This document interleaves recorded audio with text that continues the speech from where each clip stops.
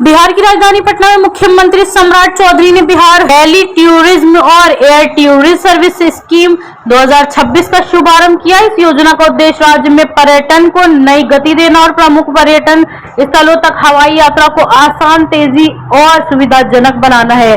इस योजना के तहत पर्यटक हेलीकॉप्टर और एयर टूरिज्म सेवाओं के जरिए बिहार के प्रमुख धार्मिक, ऐतिहासिक और सांस्कृतिक स्थलों तक कम समय में पहुंच सकेंगे। सरकार का मानना है कि इस पहल से पर्यटन को बढ़ावा मिलेगा, स्थानीय रोजगार के अवसर बढ़ेंगे और राज्य की अर्थव्यवस्था को भी मजबूती मिलेगी। साथ ही बिहार की सांस्कृतिक और ऐतिहासिक विरासत को देश दुनिया के पर्यटकों तक पहुंचाने में ये योजना अहम भूमिका निभाएगी। मैं पूरे बिहार वासियों को इस नए हेली टूरिज्म और एयर टूरिज्म की योजना के लिए, होम स्टे कार्यक्रम की शुरुआत के लिए और बिहार दर्शन, मैंने बार बार कहा है कि बिहार दर्शन होना सबसे महत्वपूर्ण है। बिहार की जनता, बिहार के आम लोग, बिहार की समृद्धि और बिहार का जो अपना गौरवशाली इतिहास है उसको अपने भी जाने। इतिहास के पन्ने में तो जरूर देखते हैं, लेकिन हम स्वयं भी जाकर जमीन पर इसको देखने का काम करें। और ये टूरिज्म इसकी शुरुआत कर रहा है और इसके साथ जोड़ना है। बिहार के साथ साथ दुनिया के लोगों को इसके साथ जोड़ना चाहिए। अभी इस कार्यक्रम के माध्यम से कुछ कार्यक्रम शुरू किए गए हैं।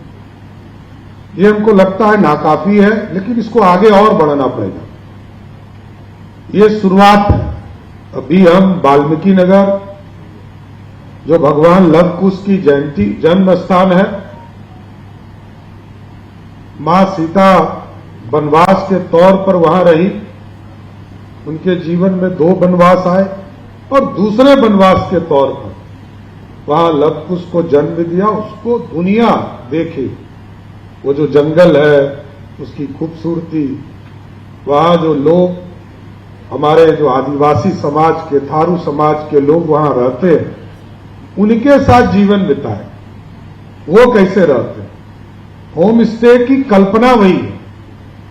वहां जाकर लोग रहे, फ्राइडे, सैटरडे, संडे, ये 3 दिन लोग जाकर वहां रहें, वहां की खूबसूरती देखें, वहां का जंगल देखें, वहां जानवर कैसे रहते हैं और कैसे पानी हमारे लिए आपदा भी बनता है, विपदा भी बनता है और वो हमारा सौभाग्य भी बन सकता है।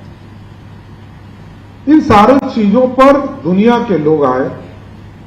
अभी तो एक शुरुआत के तौर पर पर्यटन विभाग ने इसकी शुरुआत की है और एक कार्यक्रम चलाकर, चाहे वो पटना देखने का स्थान, जो अभी आदरणीय विजय बाबू ने कहा कि यदि विकसित भारत की कल्पना नरेंद्र मोदी जी ने किया तो बिहार समृद्धि का रास्ता खुले, उस सपने को भी नीतीश कुमार जी ने देखा।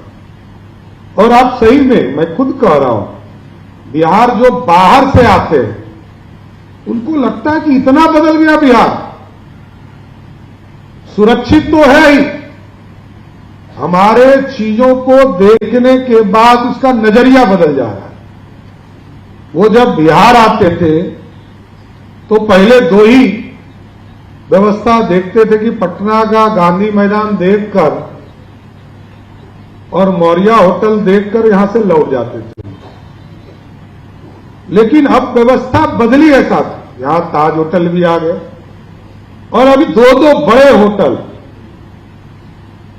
जब कांग्रेस की सरकार ने मौर्या होटल दिया होगा तो 1 रुपया के टोकन मनी पे दिया था साथी। इस बार नीतीश जी, हम लोगों की सरकार ने 2 बड़े होटल हम लोग दे रहे हैं और आप सोचिएगा रॉयल्टी कितना हम ले रहे हैं। लगभग 17 करोड़ रुपया का रॉयल्टी प्रत्येक साल हमको बांकीपुर में जो हम 5 स्टार होटल बना रहे हैं वहां से मिलने वाला है। अशोका होटल, जहां पर आपने देखा होगा, अशोका होटल जो इनकम टैक्स के पास, हमको लगभग 8.5 करोड़ रुपया वहां से रॉयल्टी प्रत्येक साल मिलेगा। आप सोचिए कितना बिहार बदल गया। लोग आ रहे हैं। हम लोगों ने बोध गया में एक होटल दिया लीज पर, वहां लगभग 9 करोड़ रुपया हमको रॉयल्टी प्रत्येक साल आ रहा है। तो इसका मतलब है कि टूरिज्म की व्यवस्था करने के बाद हमारे यहां लोग आएंगे, हमारी समृद्धि का रास्ता खुलेगा। और ये दुनिया का डेंसेस्ट पॉपुलेशन वाला स्टेट है। 14 करोड़ की आबादी, बिहार और झारखंड लगभग क्षेत्रफल बराबर है और दोनों की आबादी 3 गुना है। इसलिए बिहार को जानने का मकसद है हमारा कि हमारे लोग हमारे चीजों को जाने। जैसा अभी बताया आदरणीय विजय बाबू ने, विजेंद्र बाबू ने, भगवान बुद्ध को भी ज्ञान इसी धरती पर हुआ। दुनिया में उनके अरबों में लोग फॉलोवर्स हैं और वो सब लोग बोध गया आना चाहते हैं, राजगीर जाना चाहते हैं। महावीर, भगवान महावीर को के जन्म स्थान को लोग देखना चाहते हैं, चाहे वो लिच्छवी हो, ये लछुआर हो जमुई जिले में, वैशाली हो। लोकतंत्र का पहला स्थान जहां लोकतंत्र स्थापित हुआ वो भी बिहार है, वो भी वैशाली की धरती। तो दुनिया को दिखाना हमारी जो सभ्यता है, हमारी संस्कृति है, हमारी जो समृद्धि रही, और इस भारत पे यदि स्वर्णिम काल किसी राज्य ने दिया, यही मगध था, यही पाटलिपुत्रा था, जो आज बिहार है। सच स्वर्णिम काल अर्थव्यवस्था में खड़ा किया। तो ये सारी चीजों को दुनिया के लिए हम दुनिया देखना चाहते हैं, हम अपने चीजों को देखेंगे। भीमबाग का जंगल हो मुंगेर में, विक्रमशिला यूनिवर्सिटी, नालंदा यूनिवर्सिटी जानबूझकर 2 जगह बनाई गई। एक जो पुरानी विरासत थी जिसको खोद कर निकाला गया और देखा गया कि उस जमाने में 90 लाख किताबें जलाई गई होगी, तब भी आज लगभग 2000 से 3000 वर्ष बाद भी नालंदा उसी तरह खड़ा है जिस तरह से 2000 वर्ष पहले खड़ा था और आज फिर से पुनर्स्थापित किया गया।